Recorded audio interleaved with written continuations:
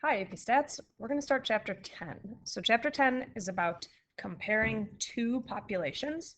It's going to do everything we did in chapters 8 and 9 with confidence intervals and significance tests, but this time with two different groups of individuals and comparing them.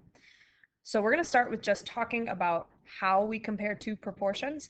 And realistically, this first part is pretty simple and straightforward. If population is labeled like 1 and 2, or if we're comparing our school to another school, or women to men, or whatever it is, they are really not that creative in how they talk about things. So parameter 1, again, if we're talking about proportions, would be P1. Parameter 2 would be P2.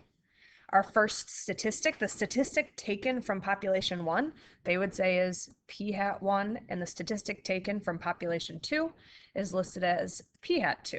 And then, of course, super creative, sample size 1 is going to be N1, and sample size 2 is N2.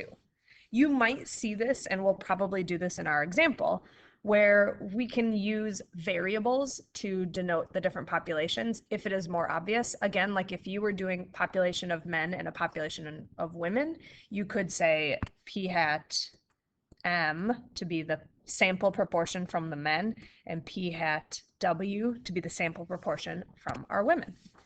Now, of course, if we are talking about doing inference, we need to know about our sampling distribution, which we know is how possible the values of our statistic are. And when we talk about our sampling distribution, it is the sampling distribution of P hat 1 minus P hat 2, the sampling distribution of the difference between two proportions. Difference between two proportions. And this is now going to be a combination of what we did in chapter 7 and what we did back in chapter 6 when we were combining random variables. So the shape of our sampling distribution of the difference between two proportions, we would hope it is normal, and indeed it is going to be normal, assuming our normal condition holds. Now remember, our normal condition was that n times p is greater than or equal to 10, and n times 1 minus p is greater than or equal to 10. Now this is still our normal condition for proportions, but of course we need to check this from both populations. What does that mean? It really just means you're checking the condition twice.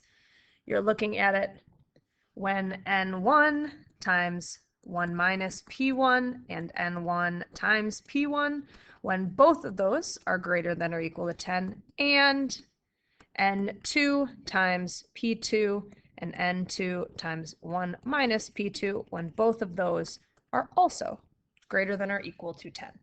So if those conditions hold, then our sampling distribution will look approximately normal, and every point in this distribution is going to be the difference of two samples. Our center, the mean of our sampling distribution of the difference between two proportions.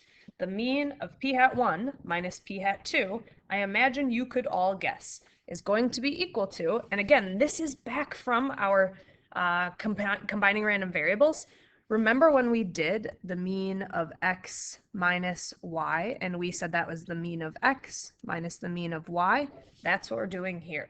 So the mean of P hat 1 minus P hat 2 is going to be equal to the mean of P hat 1 minus the true mean of P hat 2.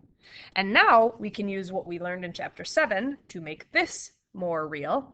Well, the mean of our sampling distribution of sample proportions is equal to the true proportion.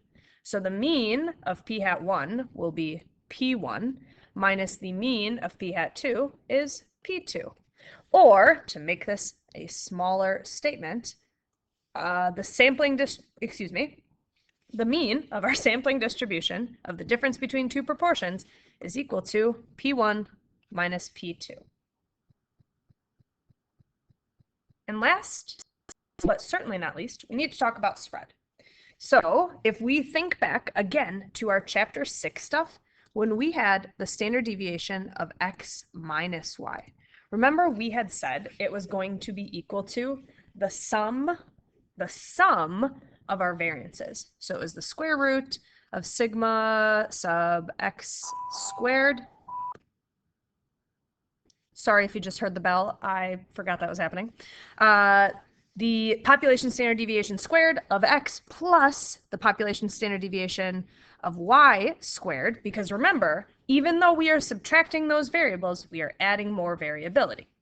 So when we think about what this is going to be here, we know that the standard deviation of our sampling distribution of sampled proportions was equal to the square root of p times 1 minus p over n. This was our chapter 7 information, and this was our chapter 6 information. So then to put this all together, the standard deviation of the sampling distribution of the difference between two proportions is going to be equal to a big square root. And we're going to add our two standard deviations.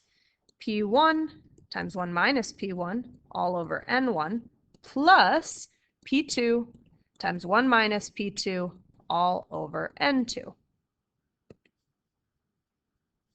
This formula is on your formula sheet. Maybe take a moment to identify that now. And if you recall, when we first introduced talking about our sampling distributions, I had said anytime you look for your standard deviation and calculate that, you want to check our 10% condition. So our 10% condition still is something we need to consider, but as long as it is true for both populations, which means you will check that N1 is less than or equal to 1/10 of capital N1 and N2 is less than or equal to 1/10 of capital N2. In a moment, we're going to go through an example of how this looks, but for now, this is the information about our sampling distribution of the difference between two proportions.